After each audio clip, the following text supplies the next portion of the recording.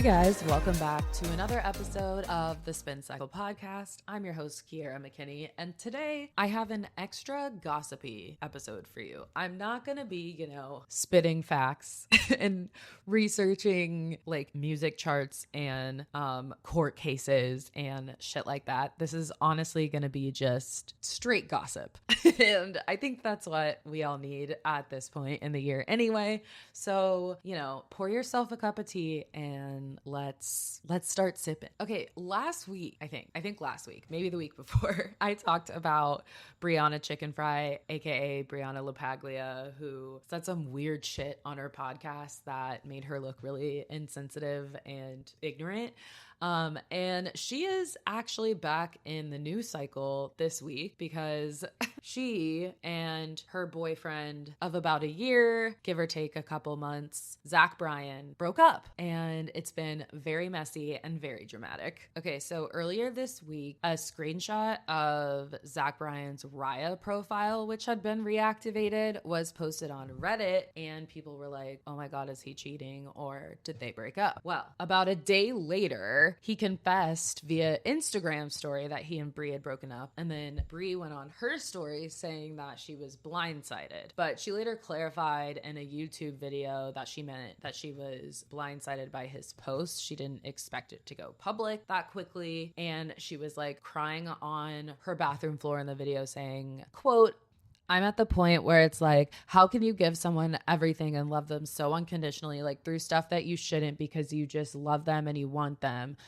like you see the good in them, which is a really interesting thing to say considering Bryan's storied past.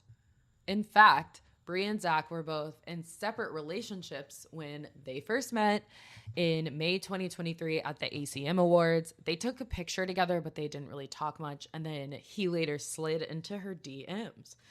Then in July 2023, she confirmed their relationship on her podcast. So again, he was in a separate relationship just 2 months before that. And so is she. And she was obviously very terrified of him cheating. She spent months with him on the road and spent his whole Quittin' Time tour and even brought her fucking pets with him, which really pisses me off. Okay, I just want to take a second to shout out the legend that is J14, the magazine, the teen magazine. It has been there for me through every stage of my life, from when I used to get the print editions and hang those posters on my wall of Miley Cyrus and Zac Efron and Nick Jonas. Thank you for that stage of my life, and thank you for keeping me informed as an adult woman who knows a lot about online lore but still needs a refresher every once in a while. They're always there for me. So I'm going to read a little bit from an article from J14 titled Breaking It Down. Bryan's dating history is full of lore, details on his ex-wife, girlfriend, and more. Okay, so Zach released his first album in 2019. He released it himself, and then he followed up with a second, Elizabeth, in May 2020 before signing with his label, Warner Records. And so Elizabeth is the middle name of his first wife, Rose Madden. And so I guess Rose and Zach met while they were both stationed in the United States Navy. And then J14 says, while it's unclear when they originally began dating, they got married in 2020. However, the two called it quits shortly after and divorced in 2021. Rose was on the cover of Zach's 2020 studio album, Elizabeth, which has since been changed to a black cover on all music platforms. This is not in the J14 write-up, but I have seen rumors online for a long time about how he allegedly sent her divorce papers while she was deployed after cheating on her, letting that hang in the air intentionally. In what seems to be an overlap, Zach then began dating a Philadelphia native named Deborah Pfeiffer. According to J14, they were together for over a year, but broke up in May 2023, which, if you recall, that's when he met Brianna at the ACM Awards. And then he once again announced it via Instagram. He said, quote, "For transparency and with respect, I'm letting everyone know Deborah and me went our separate ways about a week and a half ago. Things are mutual between us. We're leaving with plenty of memories and good times. I beg so much that everyone respects her and my privacy through a hard time." So again, Bri and Zach meet in May 2023 and then publicly confirm dating rumors in June 2023. And then they confirmed the rumors a month later. Sus. Anyway, so then again, this episode has a lot of internet speculation in it. We're gossiping. Okay. I am not fucking Jake Tapper. All right. Okay. So I also saw a TikTok last night, which piqued my interest. It's from that guy on TikTok, Jack Mack, who I guess is a fellow Barstool person. So he is Brianna's coworker, but he alleges in the video that they are not really tight. But I want to play you this part of the video. So I'm going to attempt to play my phone into the microphone and see how this goes. But then I was informed of Zach's past. And I didn't know this about Zach Bryan, that he has now had 3 long-term relationships, and in every single one of them, he's went and bought a house in the woman's hometown area, got a retriever dog with them, and then months after getting the house, left them. Are you fucking serious right now? Like, I can't with that. So I learned that, and every single thing that I read or hear about this man is worse than the last. And I obviously was not easy on Brianna in the last episode, and I still don't think that she's like a great person. However, nobody deserves the havoc that this man is wreaking across America, and he must be stopped. We must, as a society, come together and unite against the menace to society that is Zach Bryan. Okay, on that note, let's look at Bri's dating history now. So obviously she felt blindsided, like she was really upset after the fact. She actually requested that people didn't make content on this, but I can't help myself. So here we are. So she had told Theo Vaughn last May, before she got with Zach publicly at least, she said, quote, "I'm a relationship girl and there's usually an overlap, usually always an overlap." She laughed, and then he was like, "Do you mean cheating?" And she was like, "They're calling it overlap now." So she revealed that there's only been a few, but that she usually dates guys within her friend group. Quote, "And the guy I'm dating currently can usually tell I'm going to want to date the friend. Yeah, but I'm always saying, like, always, it's only been like 3 times." Whatever that means.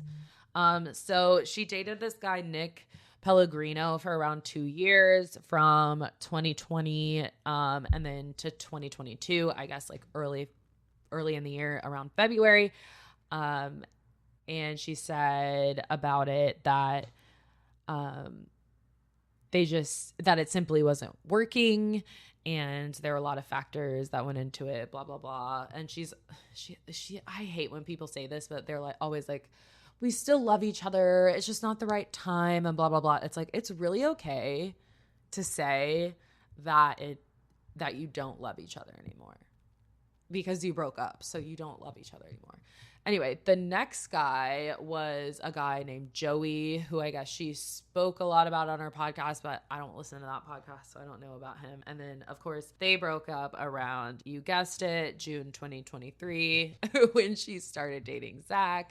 And then, yeah, so obviously it's a little bit like karmic, because there is another girl. We don't know who it is yet, but based on these two people and their behavior before, during, and after their relationship, it's pretty safe to assume that there's another girl, and clearly she's devastated because she didn't have another guy. So, and she did say in her little statement that like, or on her podcast or the video she made, whatever, where she was like, I put up with things that I shouldn't because I just see the good in this person. So it seems like, you know, the classic case of the Lala Kent syndrome, which is, yeah, they cheated with me, but why would he cheat on me? And honestly, like, I think being the other woman and then going on to believe that that person is going to be loyal to you is like a unique form of narcissism. Like, you can't really expect this person who broke someone else's heart for you, but not really for you, for themselves, because it's very self-serving to do that. And this is also something that everything comes back to Vanderpump Rules, okay? Everything comes back to Vanderpump Rules. And I just want to say that this is such a Tom Sandoval thing that he does. He always has another relationship in the wings, like ready to go before he breaks up with somebody. So it's like, this is a case of two narcissistic personalities who think like they're just like emotionally entitled. So one of my favorite things to do when celebrity couples break up is theorize on who they'll date next. And Zach Bryan strikes me as somebody who like doesn't want to date a normie, but also doesn't want to date somebody more famous than him. I think he wants somebody who brings a little bit of clout to the relationship, but not too much, because he wants all the power, you know? And I don't see him like dating a fellow country artist, but maybe a fellow musician. But whoever it is has to be slightly delusional and like okay with his pattern. You know, it has to be somebody like a little bit on the vapid side, I would say. I guess like I don't keep up with the Bachelor universe, but my guess would be somebody from Bachelor Nation, maybe like Caitlin Bristow, because she's kind of a mess. You know, I could definitely see that. Or maybe like, I don't know, a Bravo star, like Ashley Darby, but I don't think he'd date a black girl, to be honest. But yeah, somebody like that. I think that's the general territory that we're wading into. I'll see you back here when I'm right.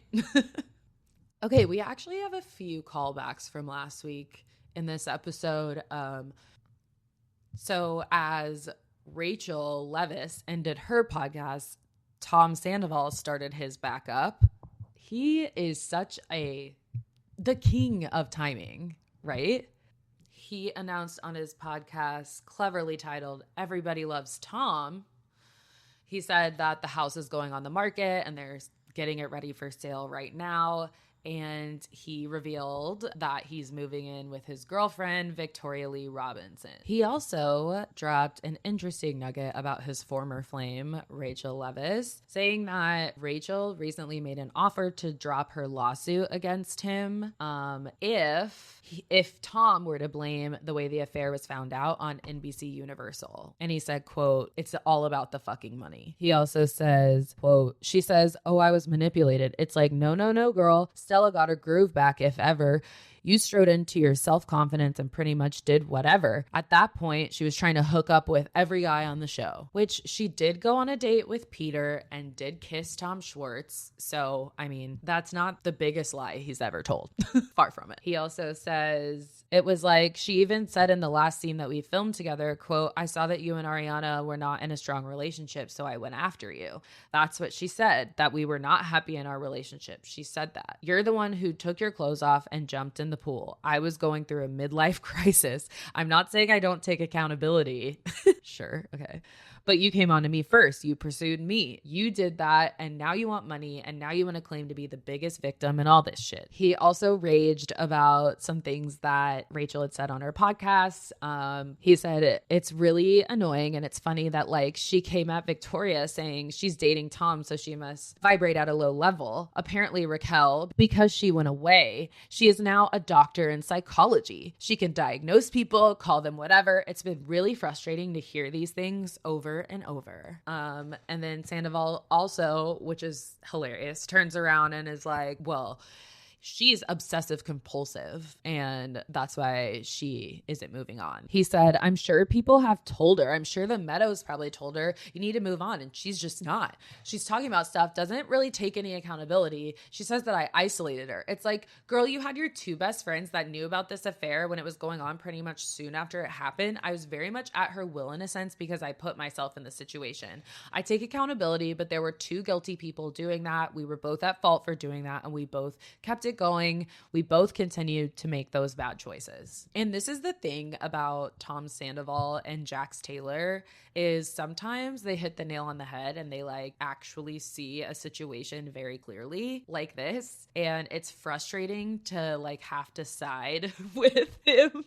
And it's in the same way that like if you watch The Valley this past season, it's kind of the same where you kind of sided with Jax about Brittany's drinking. And it was like, fuck, I don't want to side with this man. That's how I feel right now. So I want to know who the two best friends are who knew about the affair, because it's obviously none of the cast members. Who is he referring to? I need to know, and I need to talk to them. I feel like this podcast is becoming a cat podcast of other podcasts. So let's talk about something non-podcast related. The Eras Tour is back, and at her first stop in Miami, Taylor revealed an all-new bodysuit for Reputation.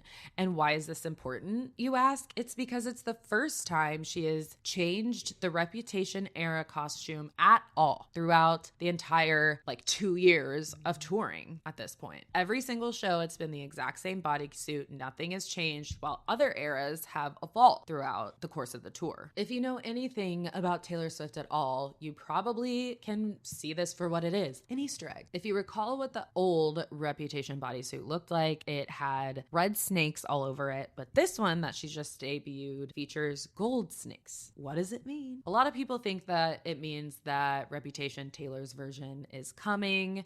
So far, she's re-recorded 4 of the first 6 albums so that she owns them. And that is Fearless, Red, 1989, and Speak Now. People are anxiously awaiting her final album of, well, not the final, but the latest album of the 6 and the first. I am in a minority of Swifties who actually believes that Debut will come before Reputation. I think that, first of all, she wants to intentionally perhaps put some space between the original release of Reputation and the new release, considering that is her latest album, which I believe came out in 2018, right? Lover in 2019, I believe. Anyway, I actually think that Debut is coming first. A lot of people theorize that it might come debut in 2026 as a 20th anniversary of her debut album.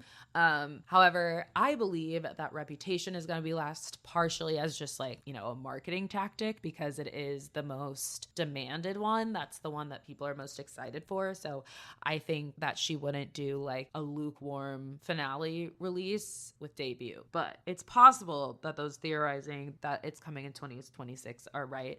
But considering how close together she's been releasing the other ones, I don't know if that's true. However, she might have an all new album coming soon enough anyway. So I think it also depends on her schedule of putting out actual new content.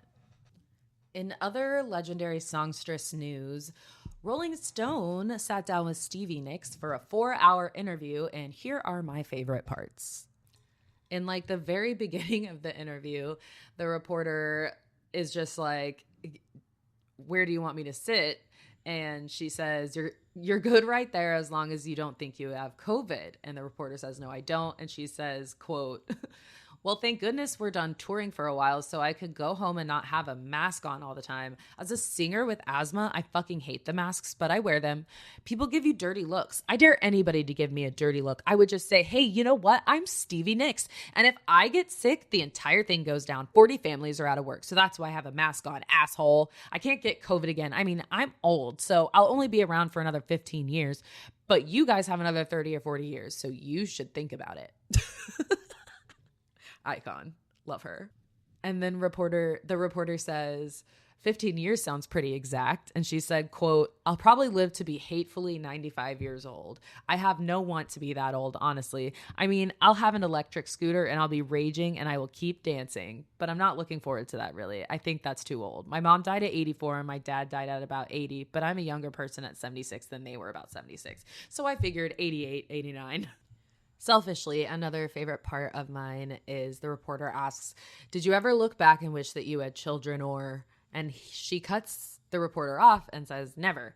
Maybe I knew then that I had to be me in Fleetwood Mac, a huge band that was on its way to being legendary, to be able to be the lighthouse, which is the title of her new song.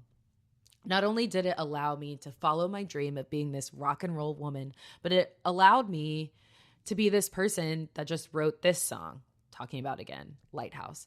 I wanted to write something that would be helpful in this situation. She's talking about the election, because this could be my finest hour. This could be the most important thing I've ever done, this song. She also shows the reporter her friendship bracelet that she got at the Eras tour.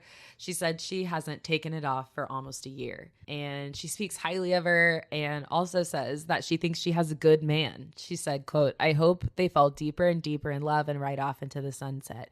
He does his thing and she does her thing, and then they come back together and get married and have babies if she wants that. I just want all of that for her. Something that's insanely interesting to me is that she's talking about her famous shawls. And she said, quote, I got freaked out at one point. People were writing about me being a witch, and I stopped wearing black, and I made the girls stop wearing black too. Her designer, Margie, made us all new pale pastel outfits. It was the 80s. And then we all looked around at each other one day and said, why are we wearing these Easter egg dresses? This is not us. I love that tidbit because I would have never thought that Stevie Nicks was freaked out about people calling her a witch. I would have thought that Stevie Nicks would have loved that and embraced it. Well, guys, that is the show for today. Thank you so much for tuning in. Tell a friend, share it on Instagram, all that good stuff, like and subscribe, whatever. And I'll see you back here next week.